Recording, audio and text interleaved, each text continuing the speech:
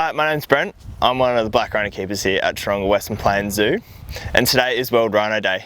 World Rhino Day is simply just here to create awareness of the 5 rhino species we have left in our world, 3 of which we amazingly have here at Taronga Western Plains Zoo. So we have the greater one-horn rhino, we have the white rhino, and just behind me as well we do have the black rhino, which is fantastic. So just behind me we do have Bakita and Sabi.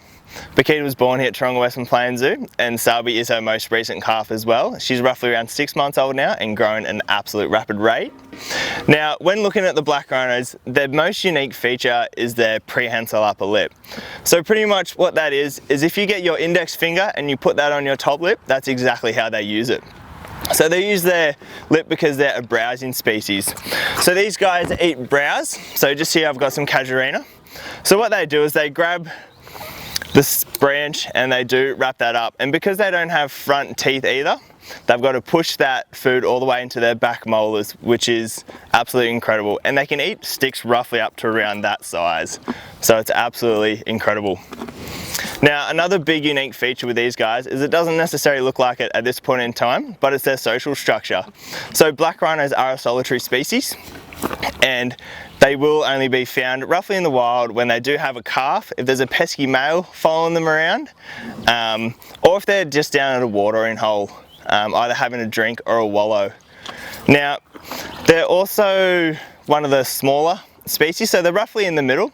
So these guys only get to around 1,000 to 1,400 kilos, which for us is still big, but in the rhino world, it's not huge. Unlike us humans using sunscreen to protect ourselves from the sun, black rhinos, they wallow. So that's their natural form of sunscreen. So what they do is they get mud all over their body, and it just covers them and protects them from that harsh African sun. It's also a great insect repellent as well and keeps all them pesky bugs away. So now you know a little bit about the black rhino, it's now time for you to learn more about the white rhino.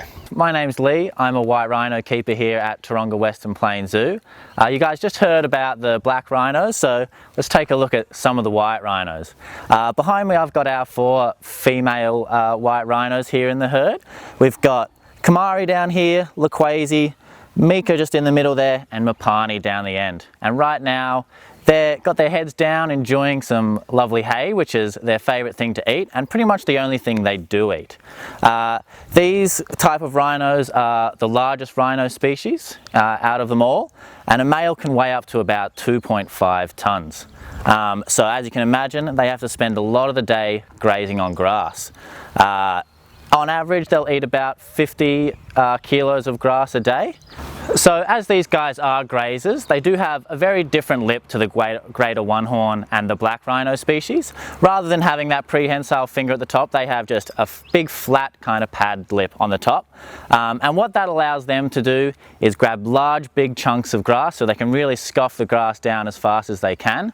They've got no front teeth at the front there, only molars. So what they do is they just grab big mouthfuls of grass, push it to the back and grind it up, and it really helps them kind of vacuum up grass as much as they can all day, and really helps them kind of make that weight and eat that much grass per day, because they are spending a lot of the day eating. A bit of an interesting fact about white rhinos and their lips is that's actually where their name originated. A lot of people think it is because of their kind of lighter shade of grey. They're definitely not white by any means, but the word white rhino originally came from the Afrikaans or West Germanic word wide, which means wide, because they have these big long wide lips, different to the other rhinos. So that is the origin of their name. It's all based around their lips, and it definitely impacts the way they live and their social structures, being a herd animal as opposed to solitary. They do like to graze around in big herds on these grasslands and savannas. Yeah, so it's quite an important part of their biology. So now guys that you've seen the black rhinos and the white rhinos, it's time to check out the greater one-horn rhinos. Hi, I'm Hayley. I'm one of the rhino keepers here at Taronga Western Plains Zoo, and with me here I have Dora, our male greater one-horn rhino.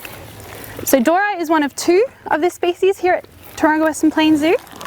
He's 22 years old and weighs about 2 tonne, and you can see he's quite an impressive individual, and you'll notice that he's quite different to the other 2 species that you'll see here at the zoo. So first and foremost, with his lip structure, he actually has the best of both worlds. So right now I'm giving him some nice casuarina, as well as some fruit and veggies. But Dora actually has the ability to eat browse and also grasses. So being a species from India and Nepal, they tend to hang around wetland areas. So they eat a range of aquatic grasses and things like elephant grass as well. So they have the ability to grab onto those foods with that big prehensile lip of theirs. But then this bottom lip here is also nice and flat, so they can graze on the ground quite easily. While he's eating here, you'll also notice that there are some pretty big teeth in there too. So that's quite unique to this species, or at least compared to those two African species that you'll also find here in Dubbo. But these teeth aren't actually used for eating. Dora's teeth here are used mostly for fighting. So you'll have a look at him and you'll notice that he does look quite different compared to the other African species. He has a lot more skin, a lot of folds, and the reason for that is because of these teeth. So those extra skin folds do provide nice protection for these guys, so that when they are fighting over territory in the wild, they don't get too much damage from all the scruffing about that they do. Behind those big incisors, he does have a set of molars as well, which he uses for all this munching and crunching he's doing at the moment. So something else that's quite unique about the greater one-horned rhino, or Indian rhino, is that they are very aquatic. They absolutely love the water, especially Dora here. Now that it's warming up, he'll start to go for regular swims. We usually see him in his paddock having a swim each day when it's warmer, and we do like to do some apple bobbing with him as well. But compared to the African species, these guys spend a lot more time in the water, and they will actually fully submerge themselves and go for a swim rather than just wallowing in the mud. So I'm sure you agree that all of these rhinos are fantastic animals and certainly worth protecting. Unfortunately, they do have a pretty hard time in the wild, and a lot of these species are facing a lot of threats. Greater one-horned rhinos are vulnerable, black rhinos are critically endangered, and white rhinos are having a bit of hardship as well. So we are fortunate here at the zoo to be able to work with these incredible creatures and to help contribute to a brighter future for them. In addition to our breeding programs here on site, we also contribute to conservation in the field through our partnerships. So hopefully one day soon we'll be open up again so you can come out and visit us and help contribute to the conservation of these amazing animals.